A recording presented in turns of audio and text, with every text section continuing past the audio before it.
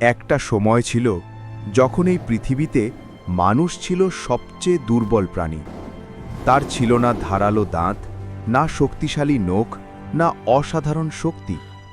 জঙ্গলে ছিল সিংহ, নেকড়ে আর বিশাল সব দানবীয় প্রাণী, যারা এক মুহূর্তেই মানুষকে মেরে ফেলতে পারত। অনেক সময় এমনও হতো, শিকার করতে বের হওয়া মানুষ আর কখনো ফিরে আসত না। ক্ষুধায় কাতর আদিম মানুষ কখনো জঙ্গলের ফল খেত, কখনো গাছের শিকড় খুঁড়ে নিজের জীবন বাঁচাত। কিন্তু এই দুর্বল মানুষই একদিন এমন কিছু করল যা পুরো পৃথিবীকে বদলে দিল। সে পাথরকে বানালো অস্ত্র, আগুনকে নিজের নিয়ন্ত্রণে আনল, আর একসাথে মিলেই শিকার করল পৃথিবীর সবচেয়ে বড় প্রাণী ম্যামথ। কিন্তু প্রশ্ন হল, এত দুর্বল মানুষ এত ভয়ঙ্কর পৃথিবীতে টিকে থাকল কিভাবে? হাজার হাজার বছর আগে, যখন পৃথিবীতে ছিল না কোনো শহর, না রাস্তা, না অস্ত্র, তখন এই পৃথিবীতে বাস করত এক প্রাণী যে প্রতিদিন মৃত্যুর সঙ্গে লড়াই করত। সে হল আদিম মানুষ। তার ছিল না কোনো ঘর, না কাপড়, না আগুন। তার চারপাশে ছিল শুধু একটাই সত্য, জঙ্গল আর মৃত্যু। পৃথিবী তখন আজকের মতো ছিল না।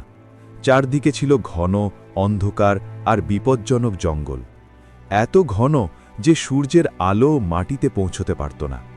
সেই জঙ্গলে বাস করত ভয়ঙ্কর শিকারী, বিশাল সিংহ, রক্তপিপাসু নেকড়ে আর ধারালো দাঁতের প্রাণী। আর তাদের মাঝেই বেঁচে ছিল এক দুর্বল প্রাণী, আদিম মানুষ। আদিম মানুষের না ছিল ধারালো দাঁত, না শক্তিশালী নখ। সে দ্রুত দৌড়াতেও পারত না, তাই সে ছিল সবসময় ভয়ে ভরা। ঝোপের সামান্য শব্দ তার কাছে মনে হতো মৃত্যুর সংকেত, কারণ সেই শব্দের পেছনে লুকিয়ে থাকতে পারত কোনো ক্ষুধার্ত শিকারী। দিনের তুলনায় রাত ছিল আরও ভয়ঙ্কর। সূর্য ডুবে যেতেই জেগে উঠত জঙ্গলের আসল রূপ। চারদিকে ভেসে আসত হিংস্র প্রাণীর ডাক। দূরে নেকড়ের দল হাহাকার করত, কোথাও সিংহ গর্জে উঠত। আর সেই সময় আদিম মানুষ চুপচাপ কোনো পাথর বা গাছের আড়ালে লুকিয়ে থাকত, কারণ রাতে সে ছিল পুরোপুরি অসহায়। কিন্তু ধীরে ধীরে আদিম মানুষ শিখল একটি জিনিস, পাথরের ব্যবহার। একদিন এক প্রাণী তার উপর আক্রমণ করেছিল। সে মাটি থেকে একটি বড় পাথর তুলে পুরো শক্তি দিয়ে ছুঁড়ে মারল। পাথরটি সরাসরি প্রাণীর মাথায় লাগে আর প্রাণীটি ভয়ে পালিয়ে যায়। সেই দিনই মানুষ বুঝল পাথরই তার প্রথম অস্ত্র। এরপর সে ধারালো পাথর খুঁজতে শুরু করল, পাথর ঘষে আরও ধারালো করতে শিখল। এভাবেই তৈরি হল মানুষের ইতিহাসের প্রথম অস্ত্র, পাথরের সরঞ্জাম। কিন্তু সবচেয়ে বড় সমস্যা ছিল খাবার। তখন কোনো চাষ ছিল না, না ছিল ক্ষেত বা ফসল। প্রতিদিন জঙ্গলে ঘুরে খাবার খুঁজতে হতো। তারা খেত ফল, শিকড়, পাতা, বীজ আর কখনো ছোট প্রাণী। কখনো মৃত প্রাণী পেলেও সেটাই ছিল খাবার, কারণ তখন সবচেয়ে বড় সত্য ছিল ক্ষুধা। কিন্তু শিকার করা সহজ ছিল না।